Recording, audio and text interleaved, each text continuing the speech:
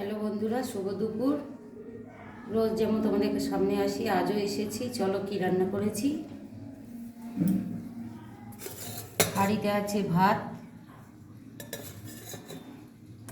আছে উচ্ছে ভাজা, ডিম ভাজা, কুমড়ো ভাজা,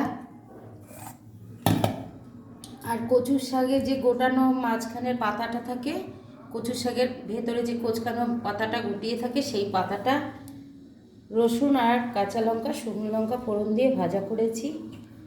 আর এটা পটল দিয়ে আলু দিয়ে একটা কষাও না আবার ঝোলও নয়, এরকম একটা তরকারি করেছি। আজ দুপুরের রান্নাগুলো তোমাদের কেমন লাগলো? ভালো লাগলে কমেন্ট করো, আর পাশে থেকো, এগিয়ে নিয়ে চলো। আর ফেসবুকে আমার 8,000 কে হয়ে গেছে, তোমরা 10,000 কে ফলো করে দাও। পাশে থেকে সাপোর্ট করো। রাখছি, ভালো থেকো। দুপুরে তোমরাও খাও, আমরাও খেয়ে নিচ্ছি।